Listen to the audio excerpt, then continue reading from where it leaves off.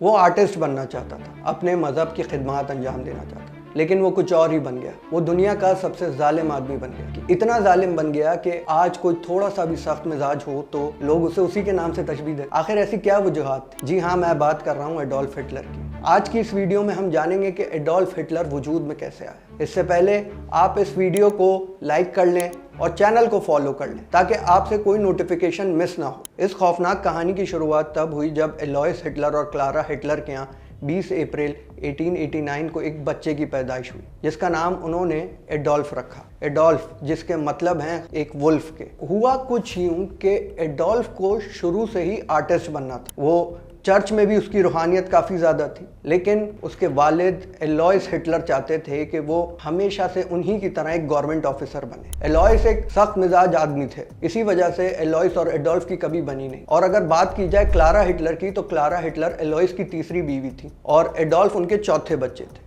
Adolf کے 3 بھائی بہن اس دنیا میں نہیں رہے تھے۔ ایڈولف کبھی ایک اچھے اسٹوڈنٹ بھی ثابت نہ ہوئے۔ پھر کچھ یہ ہوا کہ ایڈولف نے 2 دفعہ ویانا فائن آرٹس اکیڈمی میں اپلیکیشن دی۔ اگر وہ اپلیکیشن قبول ہو جاتی تو دنیا کبھی ہٹلر کو نہ جان پاتی، لیکن وہ دونوں ہی دفعہ ریجیکٹ ہو گئے۔ وہ 5 سال ویانا میں رہے، لیکن 5 سال تک ان کے مالی معاملات کافی مشکل رہے، جس کی وجہ سے انہوں نے لوگوں کے گھروں کی دیواروں پر پینٹنگ کی، پوسٹ کارڈ بھی بنائے، یہاں تک ریلوے پہ ایک مزدور کی نوکری بھی کی۔ یہ سلسلہ کوئی 5 سال تک چلا۔ ان 5 سال میں ہٹلر کی نفرت یہودیوں کے لیے بڑھنا شروع ہو گئی۔ 1913 میں ہٹلر نے فیصلہ کر لیا کہ وہ جرمنی واپس آ جائیں۔ سال 1914 ورلڈ وار 1 شروع ہو گئی۔ ہٹلر نے جرمنی آ کے جرمن آرمی فورس جوائن کر لی۔ وہاں انہیں کافی سارے انعامات تو ملے، لیکن ان کا رینک پرائیویٹ فرسٹ کلاس سے زیادہ نہ بڑھا۔ جرمن آرم فورس میں ان کا کام تھا صرف پیغام ایک جگہ سے دوسری جگہ لے کر جانا۔ اور پھر کچھ ہوا یہ کہ جب برٹش سپاہیوں نے ایک زہریلی گیس یوز کی جرمنز کے خلاف تو سب نے ماسک لگانا شروع کر دیا۔ ہٹلر کی مونچھیں اس ٹائم کافی بڑی تھیں تو وہ ماسک میں فٹ نہیں آتی، جس کی وجہ سے انہوں نے اپنی مونچھیں کٹوا لی۔ اور جو پھر چہرہ سامنے آیا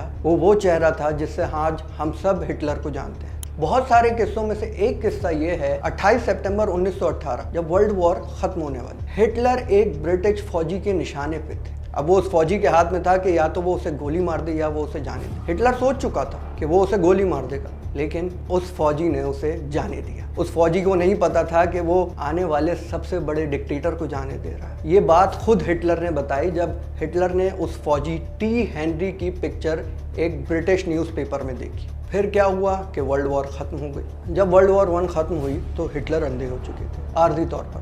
وہ ایک ہاسپٹل میں بھی ایڈمٹ تھے جہاں ان کی نفرت یہودیوں کے لیے سخت بڑھ چکی تھی۔ ان کا ماننا یہ تھا کہ ان سب کے پیچھے صرف یہودی ہی ہیں۔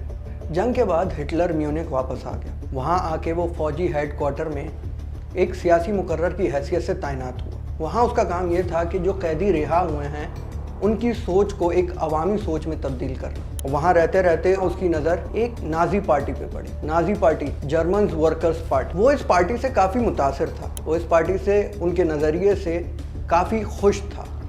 اس نے کچھ ہی عرصے میں اس پارٹی کو بھی جوائن کر لیا اور اس پارٹی کے لیے بھی اس نے تقریریں کرنا شروع کر دی۔ پہلے ہجوم لوگوں کا 100-200 ہوا کرتا تھا، لیکن آہستہ آہستہ جب اس نے تقریریں کرنا شروع کی تو لوگ اس کی تقریروں کو سن کے 100-200 سے ہزاروں میں آنا شروع ہو گئے۔ اور یہی وجہ تھی کہ جب ایک وقت نازی پارٹی پہنچ گئی 2000 لوگوں کے ہجوم پہ۔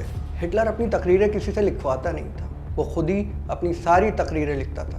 پھر کیا تھا، جیسے جیسے نازی پارٹی اور زور پکڑتی گئی ہٹلر کو فوج سے فارغ کر دیا۔ جب ہٹلر کو فوج سے فارغ کیا تو پھر اس نے پراپر طریقے سے اس نازی پارٹی کی کمانڈ ہاتھ میں سنبھالی۔ ہٹلر کی آہستہ آہستہ مقبولیت بڑھنے لگی۔ جہاں مقبولیت زیادہ ہوتی ہے وہاں مخالفین بھی بہت زیادہ ہوتے ہیں، لیکن ہٹلر نے اپنے ہر مخالف کا ڈٹ کر سامنا کیا اور وہ پارٹی کا ایک شاندار رہنما سامنے آیا۔ پارٹی نے اسے اپنا سربراہ 29 جولائی 1921 میں چن لیا۔ پارٹی کا سربراہ بننے کے بعد ہٹلر نے پارٹی کا لوگو خود ڈیزائن کیا۔ پارٹی کا لوگو تھا سواستیکا کا نشان۔ ہٹلر نے یہی نشان کیوں چوز کیا؟ ہٹلر نے یہ نشان صرف اس لیے چوز کیا کیونکہ یہ انڈین مائتھولوجی میں ایک خوشحالی کا نشان مانا جاتا ہے۔ لیکن کیا آپ جان سکتے ہیں کہ جو نشان خوشحالی کا نشان مانا جاتا ہے، ہٹلر نے اس نشان کو لے کے دنیا میں تباہی مچا دی۔ لیکن اس نے یہی نشان کیوں چوز کیا؟ کیونکہ اس کا ماننا یہ تھا کہ جرمنز اور انڈینز دونوں آریائی نسل سے تعلق رکھتے ہیں नाजी पार्टी जो कि एक मकामी सतह की पार्टी थी, लेकिन उसमें जान तब और बढ़ गई जब पहली वर्ल्ड वॉर 1 के हीरो जनरल एरिक ने उसमें शमूलियत इख्तियार कर ली। जनरल एरिक जो कि पहली वर्ल्ड वॉर में कमांडर्स के चीफ हुआ करते, वो जब आए तो उन्होंने हिटलर के साथ मिलके एक नई पार्टी तैयार की जिसका नाम था एसए। एसए का मतलब होता है अटैक डिवीजन। उन सिपाहियों से ये हलफ लिया जाता था कि वो अपने कमांडर इन चीफ के कहने पे अपनी जान दे देंगे। अब हिटलर इनकलाब का मौका ढूंढ रहा था। एसए पार्टी के वजूद में आने के बाद 1923 में उसे ये मौका मिला जब जर्मन करेंसी की वैल्यू बिल्कुल गिर चुकी थी, जब एक एक डबल रोटी भी 2 अरब मार्क की मिल रही थी। लोगों को मतलब पूरे पूरे बोरे भर के ले जाने पड़ते थे एक डबल रोटी लेने के लिए भी। 8 नवंबर 1923 को हिटलर ने अपने फौजियों के साथ ऐलान कर दिया बगावत। वो शहर में घुस गया और उसने हुकूमत गिराने का फैसला किया, लेकिन उस वक्त जर्मन पुलिस ने उसका सामना किया, जहां 14 नाजी सिपाही और 4 जर्मन फौजी मारे गए। हिटलर को यहाँ शिकस्त हुई। हिटलर की शिकस्त के साथ साथ उसके बहुत सारे साथी गिरफ्तार हो गए। हिटलर तो वहां से भागने में कामयाब हो गया था, लेकिन 2 ही दिन के बाद जर्मन पुलिस ने हिटलर को पकड़ लिया। हिटलर और जनरल एरिक दोनों पे बगावत का मुकदमा चलाया गया। मुकदमे के बाद हिटलर को 5 साल की सजा हो गई। जनरल एरिक तो अपने ताल्लुकात की वजह से निकल गया, लेकिन हिटलर वो फंस गया। लेकिन उसके अच्छे रवैये की वजह से उसको 1 साल से भी कम में रिहाई मिल गई। जब हिटलर जेल में था तो उसने एक किताब लिखी माय काम्फ के नाम से, जिसका मतलब था मेरी जिद्दोजहद। ये किताब उसने जेल में ही लिखी, लेकिन बाहर उसकी मकबूलियत बहुत ज़्यादा हो रही। जब हिटलर जेल से वापस आया तो लोगों के बीच बहुत मकबूल था, और यही वो वक्त था जब हिटलर ने अपना लोहा मनवाया।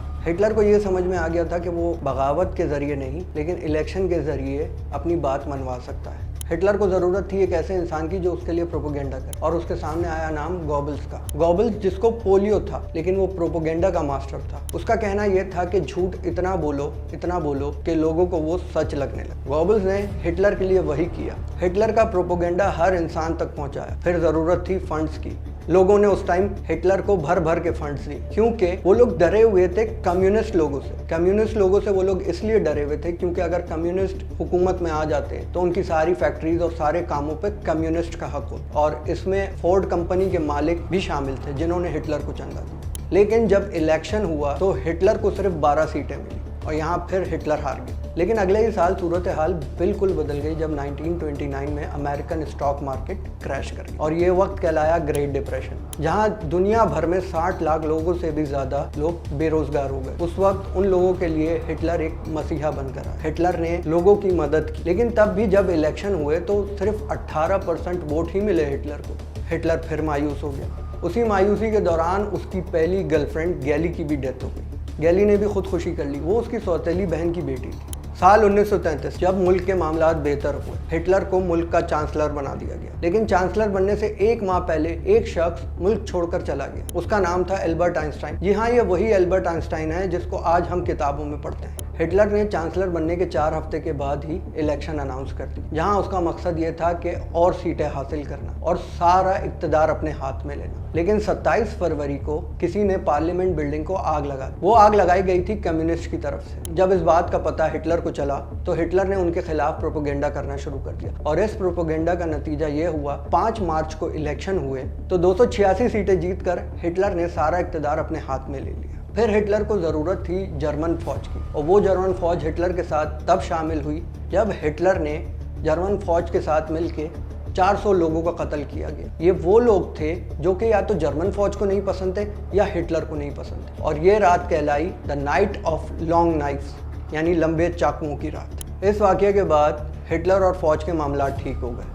उन्होंने वाइस चांसलर को भी घर भेज दिया, और 1934 में हेम्बर्ग की मौत के बाद हिटलर ने खुद सदर की कुर्सी संभाल ली। हिटलर ने सारे ओहदे ख़त्म कर दिए, सिर्फ एक ओहदा रखा जिसका नाम था फ्यूहरर, जिसके मतलब है द ग्रेट लीडर। हिटलर ने उन सारे लोगों को मारना शुरू कर दिया जो नाजी पार्टी के खिलाफ बोलते। हिटलर ने सारी पॉलिटिकल पार्टीज पे भी बैन लगा दी। अब मामला ये था कि सारे पत्ते हिटलर के हाथ में, और हिटलर एक ग्रेट लीडर बन के सामने आया।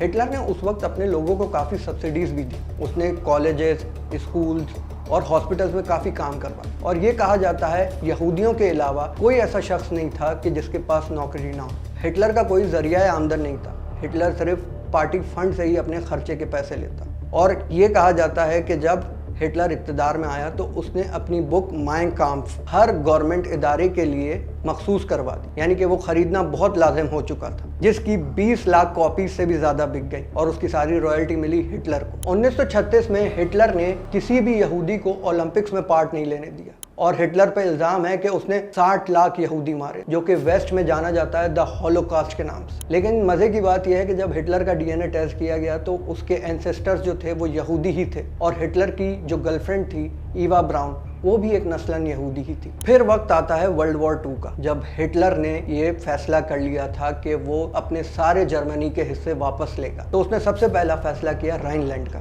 رائن لینڈ جہاں پہ ویسے ہی جرمن لوگوں کی تعداد بہت زیادہ تھی، وہاں اسے ایک گولی چلانے کی بھی ضرورت نہیں پڑی۔ کیونکہ شاید یہ اس کی دہشت تھی کہ جو ایک گولی چلائے بغیر اس نے وہ حصہ اپنے قبضے میں کر لیا تھا۔ جب اس نے رائن لینڈ کو قبضے میں لیا تو اس وقت دنیا کے دوسرے ملک سمجھ چکے تھے کہ ہٹلر بہت خطرناک ہو چکا ہے، یہ اب نہیں رکے گا۔ ہٹلر نے ایک کے بعد ایک پولینڈ، فرانس اور جگہ جگہ جو ہے اپنے جھنڈے گاڑے، اور وہ نہیں رکا۔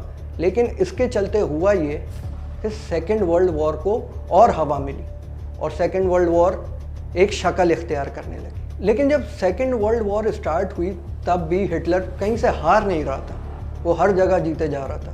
اس کی کیا وجہ تھی؟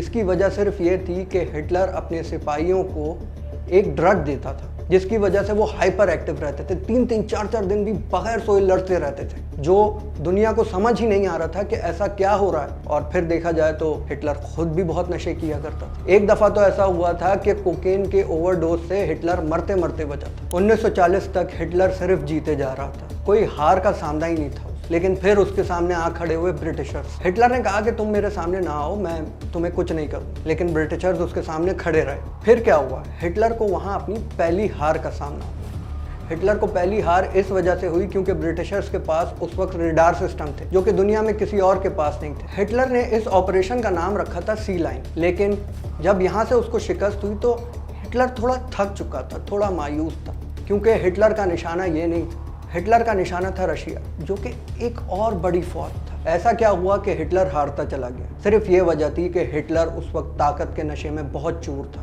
ہٹلر نے فیصلہ کیا کہ وہ رشیا پر حملہ کرے گا، جہاں اس کے لوگوں نے بھی اسے سمجھایا کہ اسے یہ کام نہیں کرنا چاہیے، لیکن اس نے اپنے لوگوں کو بھی جھڑپ دیا، اور اسے دوسرے ملکوں نے بھی صلاح دی کہ اسے یہ جنگ چھوڑ کر امن کے راستے پر چلنا چاہیے، لیکن اس نے کسی کی ایک نہ سنی۔ اس نے بس جو فیصلہ کر لیا تھا، اس نے جو ٹھان لی تھی، اسے وہی کرنا تھا۔ اس نے چپ چاپ رشیا کے خلاف اپنی فوج جمع کرنا شروع کر دی۔ برٹشرز کو اس بات کا پتہ چلا تو انہوں نے رشیا کو خبردار کیا، لیکن رشیا کے کان پر جوں تک نہ رینگی۔ کیونکہ رشیا کو شاید ہٹلر سے فرق ہی نہیں پڑ رہا تھا، یا وہ یہ سمجھ رہے تھے کہ ہٹلر ان پر حملہ نہیں کرے گا، لیکن ہٹلر اپنا پورا دماغ بنا چکا تھا کہ کیسے اسے رشیا پر حملہ کرنا ہے۔ سن 1941 جب ہٹلر نے فیصلہ کر لیا کہ وہ رشیا پر بھی چڑھائی کرے گا، اس آپریشن کو نام دیا گیا آپریشن باربوسا۔ پہلے تو شروعاتی سال میں اس نے فیصلہ کیا کہ وہ رشیا پہ چڑھائی کر دے گا، لیکن پھر اس نے ارادہ اپنا کچھ ملتوی کر دیا۔ پھر یہ کہانی شروع ہوئی جون میں، جب اس نے اپنے 40 لاکھ سپاہیوں کے ساتھ رشیا پہ چڑھائی کر دی۔ چڑھائی تو کی، لیکن ماسکو تک جب ہٹلر پہنچا تو پھر اس نے امریکہ سے بھی جنگ چھیڑ۔ پھر مسئلہ یہ ہوا جب اس نے امریکہ اور رشیا دونوں پہ جنگ چھیڑ دی ایک ہی وقت میں، تو پھر اسے کافی ہار کا سامنا ہوا۔ اتنا ہارا کہ اسے بنکر میں پناہ لینے کی ضرورت پڑ گئی۔ وجہ ساری یہ تھی کہ جب اس نے رشیا پہ چڑھائی کی تو رشیا میں تھی کافی سردی، جس سردی کی وجہ سے جرمن سپاہی وہاں ٹک نہیں سکے۔ پھر کیا تھا کہ ویسٹ اور ایسٹ، مشرق اور مغرب، دونوں سے ہی ہٹلر پر حملہ ہونا شروع ہوا۔ ہٹلر پر اتنا حملہ ہوا کہ وہ بنکر میں جا کر چھپ گیا، اور اس کے آخری دن اسی بنکر میں گزرے۔ ہٹلر کو سمجھ آ چکا تھا کہ وہ اب نہیں بچے گا۔